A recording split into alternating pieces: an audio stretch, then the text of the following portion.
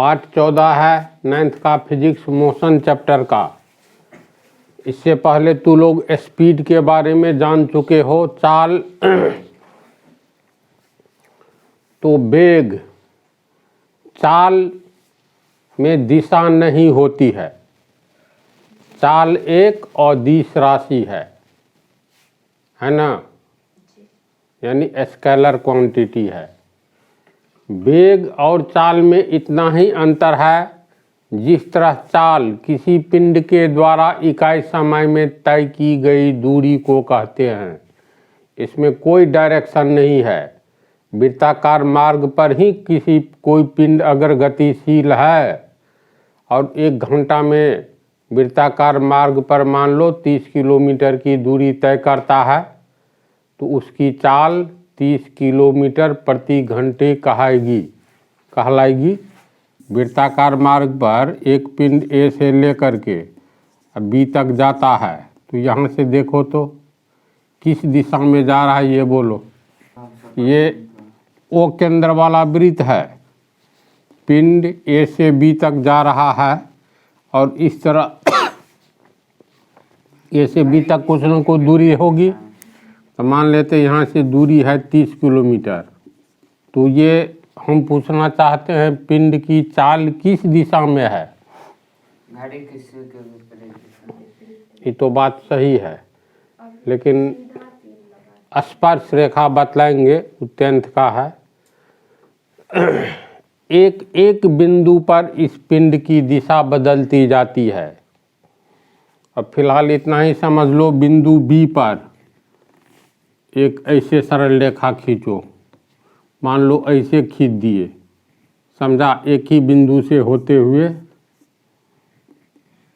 तो इसकी ये दिशा हो जाएगी। यहाँ से मान लो यहाँ आया, फिर तो दिशा क्या होगी, तो इसी बिंदु से वृत्त की परिधि पर एक सरल रेखा खींचो, इसे स्पर्श रेखा कहते हैं। इसकी दिशा ये होगी, यहाँ आएगी तो इसकी दिशा ये होगी, यहाँ आएगी तो, यानी एक बिंदु पर वृत्ताकार मार्ग में कोई पिंड अगर गतिशील है वृत्ताकार मार्ग पर, तो वृत्ताकार मार्ग के एक बिंदु पर उस पिंड की दिशा बदलती जाती है। लेकिन हम लोग कहेंगे 1 घंटा में 30 किलोमीटर गया वृत्ताकार मार्ग पर, तो उस पिंड की चाल कितना है, 30 किलोमीटर प्रति घंटा। समझ गया। यहाँ P से Q तक टेढ़ा मेढ़ा रास्ता है, तो टेढ़े मेढ़े रास्ते पर तू रस्सी गिरा करके, समझा, यहाँ रस्सी को पकड़कर फैला लो तो एक सरल रेखा के रूप में आएगा। अब इसकी दूरी मापी जा सकती है, दूरी माप लो, मान लो ये 40 किलोमीटर है टेढ़ा मेढ़ा मार्ग, तो P से Q तक एक पिंड गया तुमको 30 मिनट में, उसकी चाल कितनी कही जाएगी, तो 30 दूनी 60 मिनट, 1 घंटा में 40 दूनी 80 किलोमीटर। इकाई समय में तय की गई दूरी को चाल कहते हैं। इसमें तो दिशा की चाल में चर्चा है नहीं।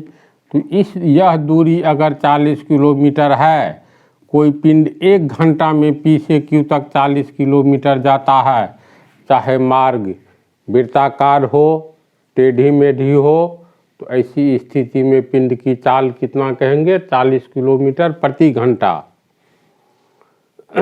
लेकिन वेग में क्या होता है, किसी भी पिंड के द्वारा एक निश्चित दिशा में तय की गई दूरी को, किसी भी पिंड के द्वारा इकाई समय में एक निश्चित दिशा में तय की गई दूरी को उस पिंड का वेग कहते हैं। समझा। इसमें मात्र क्या जोर देना है, डायरेक्शन। जैसे पूछा जाएगा ट्रेन की चाल, सिर्फ चाल, तो अगर हम लोग कहते हैं 40 किलोमीटर प्रति घंटा, तो हो सकता है ट्रेन का ये है पटरी, ये तो बिल्कुल सीधा रहता है, यहाँ पर जा कर के ये ऐसे मुड़ रहा है, समझा ना, फिर ऐसे देखो ऐसे पटरी चली गई। इसको हम लोग सीधा मार्ग नहीं कह सकते हैं, एक निश्चित दिशा में तय की गई दूरी नहीं कहेंगे। ट्रेन अगर यहाँ ए से लेकर के बी सी डी तक जाती है, ए से डी तक, तो बतलाओ तो किस दिशा में जाती है। यानी यहाँ से ए से डी तक जाने के लिए एक बार यहाँ दिशा चेंज करना पड़ा तो दूसरी बार यहाँ, तो ये निश्चित दिशा नहीं है। लेकिन ये पूछा जाएगा ए से बी तक ट्रेन की चाल, तो वह निश्चित दिशा हो गया, नहीं हो गया। यहाँ तक वेग कह सकते हो।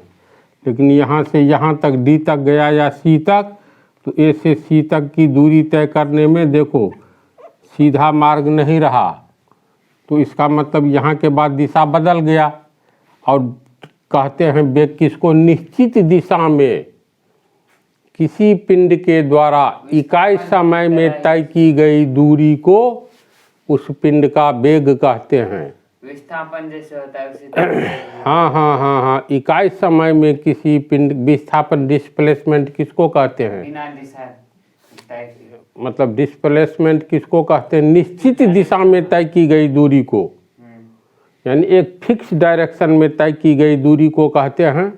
तो वेग क्या है, एक निश्चित दिशा में तय की गई दूरी को कहेंगे विस्थापन। तो किसी पिंड के द्वारा इकाई समय में विस्थापन को, इकाई समय में किसी पिंड के विस्थापन को, ध्यान से सुनो, इकाई समय में किसी पिंड के विस्थापन को, विस्थापन क्या है, निश्चित दिशा में तय की गई दूरी। तो इकाई समय में किसी पिंड के द्वारा निश्चित दिशा में तय की गई दूरी को वेग कहते हैं, और निश्चित दिशा में तय की गई दूरी को विस्थापन भी कहते हैं। तो इसको कह सकते हैं किसी पिंड के द्वारा इकाई समय में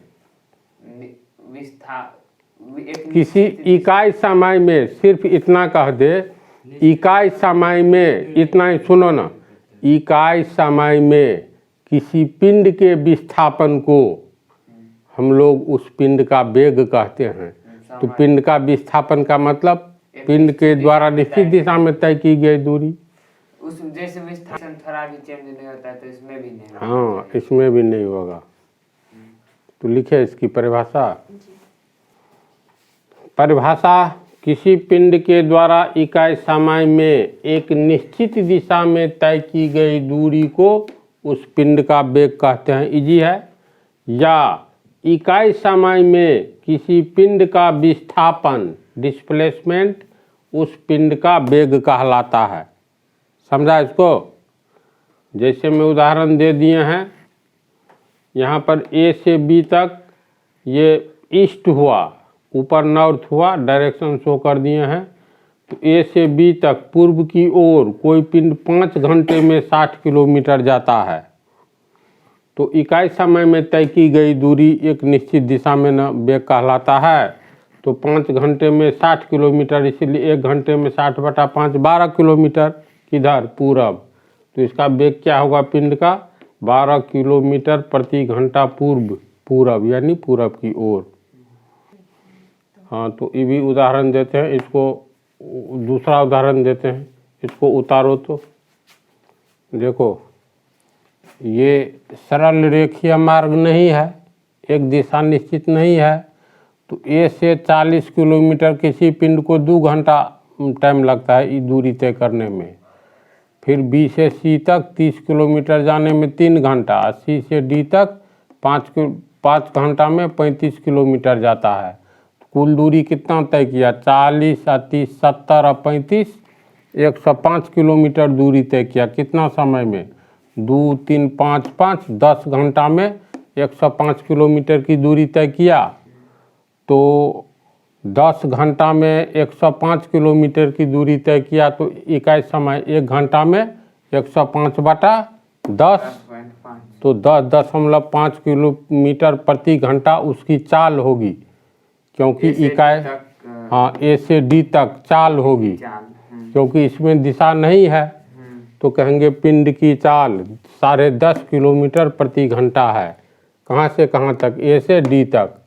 लेकिन ए से डी तक वेग नहीं होगा, क्यों, वेग में एक दिशा होती है। तो यहाँ पर ए से बी तक एक ही दिशा है, पूरब की ओर। तो ए से बी तक 2 घंटा में 40 किलोमीटर, तो 1 घंटा में 20 किलोमीटर। तो ए से बी तक वेग कहेंगे 20 किलोमीटर प्रति घंटा है। फिर ये दिशा फिक्स है बी से सी तक, बी से सी तक वेग कहेंगे कितना है, तो 10 किलोमीटर प्रति घंटा, 3 घंटा में 30 किलोमीटर, तो 1 घंटा में 10 किलोमीटर। तो बी से सी तक वेग होगा। फिर सी से डी तक 5 घंटा में 35 किलोमीटर, तो इकाई समय 1 घंटा में 7 किलोमीटर। तो सी से डी तक 7 किलोमीटर प्रति घंटा वेग। दिशा का नाम दे दो इस दिशा में, यहाँ भी दिशा का नाम, यहाँ भी। तो वेग और चाल में समझ गया। तो अब अगले पार्ट में इसके बारे में बताएंगे। वेग का मात्रक छोटा सा वही है चाल वाली बात, और एक्सेलरेशन शुरू होगा अगले पार्ट में।